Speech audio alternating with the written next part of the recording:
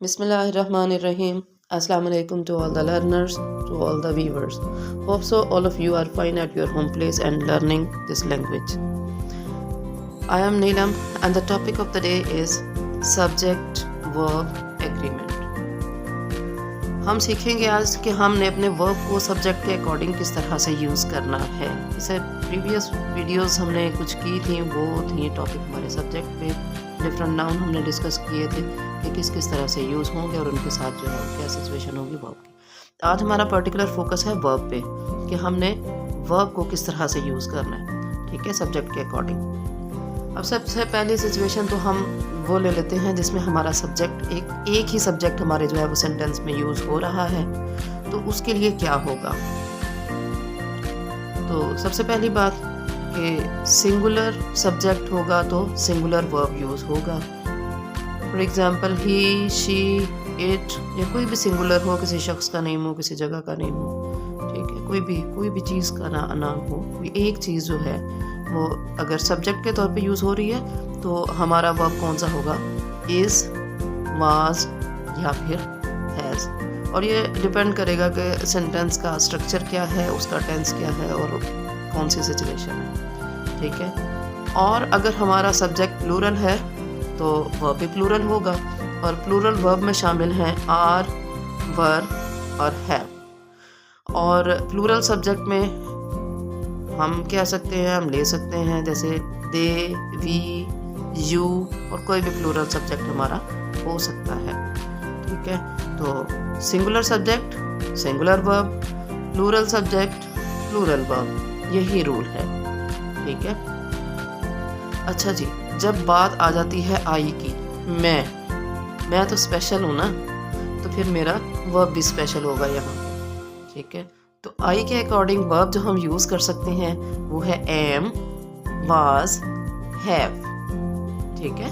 तो फिर कहूँगी कि it all depends on the sentence structure और टेंस जो हमारा यूज़ हो रहा है सेंटेंस में, तो उसके अकॉर्डिंग हमने वर्ब को यूज़ करना होता है, ठीक है। ये तो वो कंडीशन थी जब हमारा सब्जेक्ट एक है, एक ही सब्जेक्ट यूज़ हो रहा है, उसके अकॉर्डिंग हमने वर्ब यूज़ करना है, ठीक है।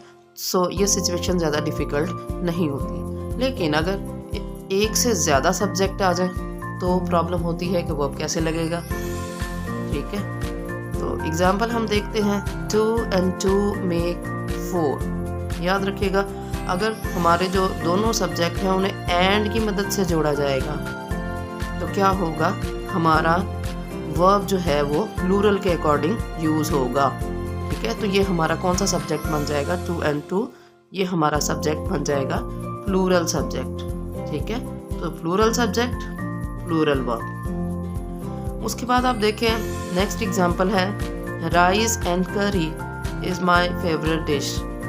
यहाँ सूरत हाल थोड़ी सी बदल जाती है, इसलिए कि यहाँ पे राइस एंड करी दो डिफरेंट चीज़ों का कॉन्सेप्ट नहीं दे रही हैं, ठीक है। जैसे हम कह देते हैं दाल चावल मेरी फेवरेट डिश है, ठीक है। दाल चावल एक ही जो है वो ली जाएगी डिश, दाल अलग और चावल अलग, वो अलग अलग नहीं लिए जाएंगे। तो यही केस यहाँ पर है कि अगर दो चीज़ें मिलकर एक चीज़ का कॉन्सेप्ट पैदा करें, ठीक है, जैसे राइस एंड करी इस सेंटेंस में है, तो क्या है कि हमारा वर्ब जो है वो सिंगुलर होगा, ठीक है। नेक्स्ट एग्जांपल हम देखते हैं, the climate of these areas is not very hot.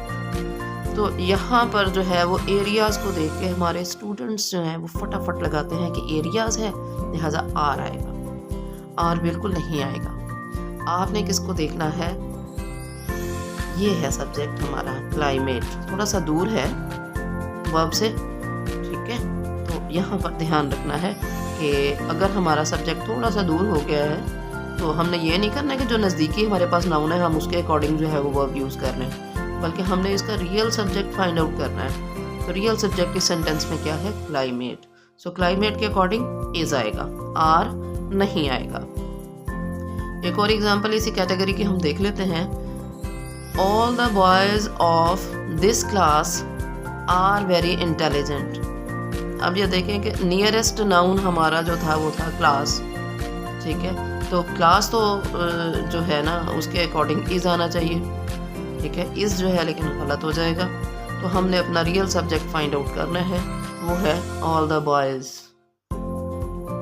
तो ये क्या है, प्लूरल हमारा सब्जेक्ट है, so the verb will be plural. ठीक है,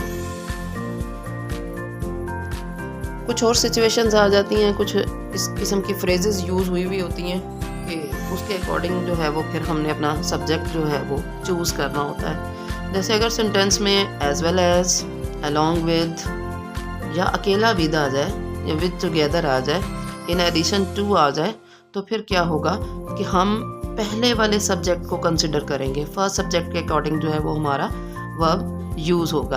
for example, you as well as I are going to Karachi, तो आई के अकॉर्डिंग जो है वो हमने यूज नहीं करना है अपने वर्ब को, ठीक है, बल्कि ये किसके अकॉर्डिंग यूज होगा, यू के। ठीक है, तो यू के हिसाब से आप ये देखें कि यहाँ पर क्या लगेगा, आर।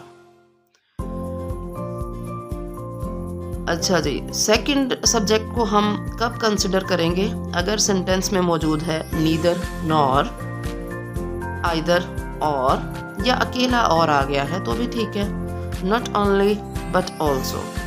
ठीक है, तो हम क्या करेंगे कि अपने सेकंड सब्जेक्ट को कंसिडर करेंगे और उसी के मुताबिक जो है वो वर्ब यूज होगा। For example, neither he nor his friends are ready, हमने जो आर लगाया है ना वो फ्रेंड्स के अकॉर्डिंग लगाया, हमने सेकंड सब्जेक्ट को यहाँ पर कंसिडर किया है, फर्स्ट को हमने इग्नोर कर दिया है यहाँ पर। ठीक है, अच्छा जी, एक और चीज़ है कि अगर सेंटेंस में each, many, ah, either, neither, everyone, someone, anyone, more than one या फिर नन आ जाए, तो फिर हमारा सब्जेक्ट जो है वो सिंगुलर कंसिडर होगा। ठीक है, तो आपने याद रखना है कि अगर सेंटेंस में ये सारी चीज़ें आ रही हैं, each, many, either, neither, everyone, someone, anyone, more than one और नन, तो हमारा वर्ब क्या होगा, सिंगुलर होगा। इसकी एग्जांपल्स हम देखते हैं। Each of the sums was solved. अब आप ये देखेंगे सम्स को देख के फ़ौरन हमारे माइंड में आता है कि यहाँ पर जो है वो वर आना चाहिए था। ठीक है, लेकिन नहीं, क्योंकि हमारे सेंटेंस में ईच आ गया है। ठीक है, each of the sums was solved, each आ गया है, लिहाजा हमारा वर्ब क्या होगा, सिंगुलर, क्योंकि हमने यही पढ़ा है और यही रूल इम्प्लीमेंट होता है। ठीक है, एक और एग्जांपल देख देते हैं। Many a man was present. ठीक है, तो यहाँ पर भी मैनी आ यूज हो गया। ठीक है, तो यहाँ पर चाहे सिंगुलर हो, मैन हो, चाहे कुछ भी हो, तो क्या होगा कि हम अपना जो वर्ब है वो सिंगुलर ही यूज़ करेंगे।